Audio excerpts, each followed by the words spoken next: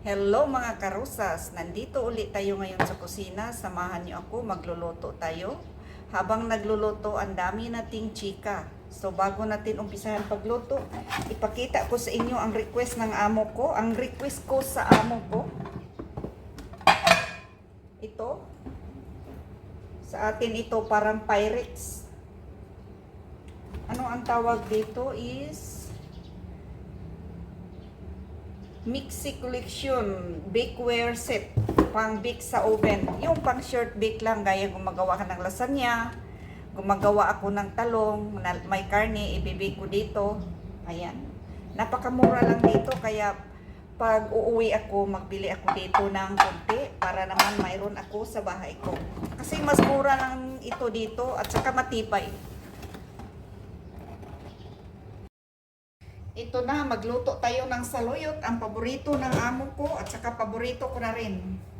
Kahit sa Pilipinas, kaming mga mahirap, katulad ko, malakas kami sa saluyot. Ayan. Kanina ko pa ito naumpisahan kasi kaya nakalimutan ko i-vlog. Kaya ito pero sa atin ito sa Pilipinas, napakarami na. Ito, gisa lang natin.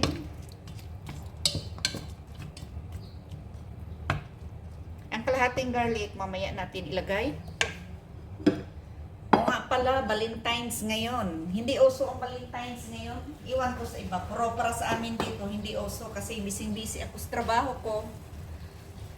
Tsaka yung mga amo ko, nag-hi lang sila, nagbatian lang ng Happy Valentine's, pero hindi gaano sinicelebrate.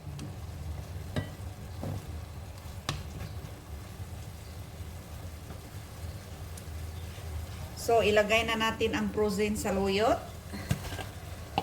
Mag-ice pa yan. So, pahinaan natin ang apoy para siya matanggal yung mag-melt siya kasi frozen. Takpan natin sandali. Saka ito, may frozen parsley tayo.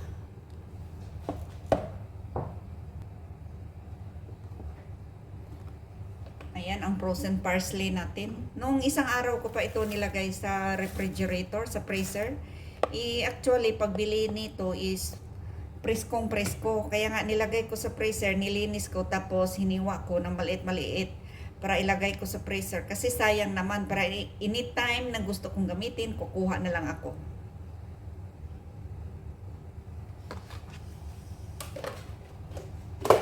Kumusta na kayo mga kapwa ko OFW? Medyo maingay konti, pandarin natin ang pan para hindi mangamoy yung garlic.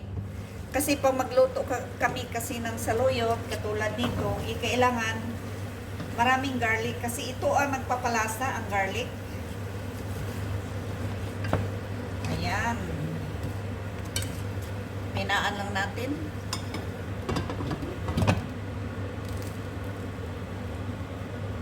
So, lagyan din natin ng saluyot. Bali, presko ito. Ako ang gumagawa nito. Isang box ito binili ng amo ko. Bali, presko ito. Tapos nilinis ko. Tapos dinadry ko konti. Nilagay ko sa freezer para hindi masira. Para anytime pag magluto ako, mayroon na ako makukuha. Hindi na ako maglilinis sa sa press na press. Kasi masyadong maglaway-laway yung presko na idirect mo pagluto. Mas maganda, medyo i-dry mo. Tapos ilagay mo sa freezer. Ayan, mas masarap, hindi masyado malapot. Ito ang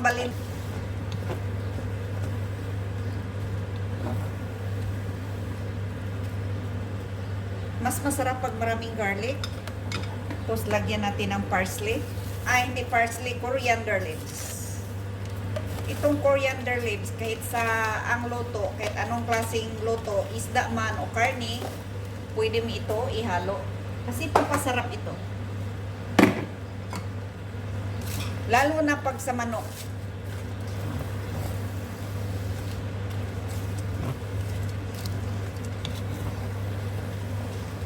Hanggang mag-dry ito mga karosas. Lagyan natin ng kunting black pepper.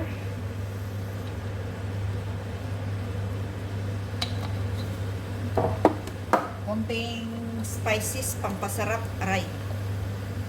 Daming nalagay.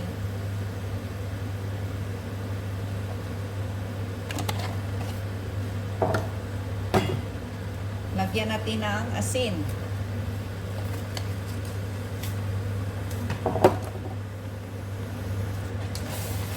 I-mix lang natin para hindi masunog yung saluyot.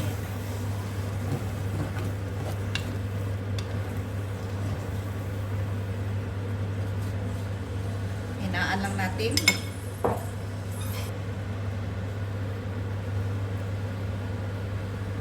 Ayan, ito na. Nilagay ko na yung saluyot.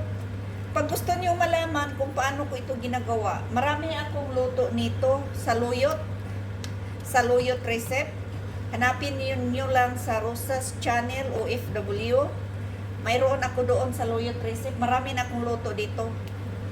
Marami na akong recipe.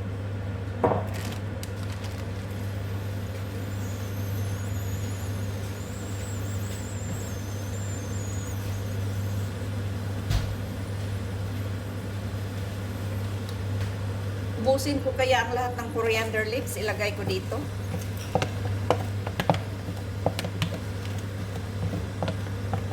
Maganda na ang klima ngayon mga karosas, hindi na masyadong malamig.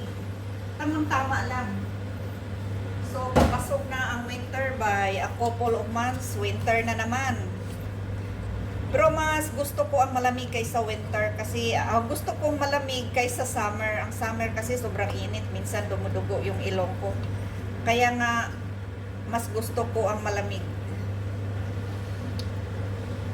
Na-miss, alam niyo mga karusas, na-miss ko rin ang Saudi kasi alam niyo bakit ko na-miss? Kasi first time ako nag-abroad sa Saudi. At saka iisa lang ang amo ko. Almost 20 years ako doon sa Saudi na natili.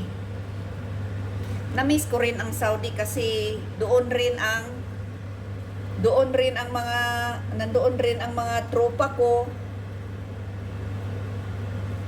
Roon din sila nakatambay, doon sila hanggang ngayon, yung iba nandoon pa. Kaya miss na miss ko ang Saudi kasi doon ako lahat natuto sa pagluluto.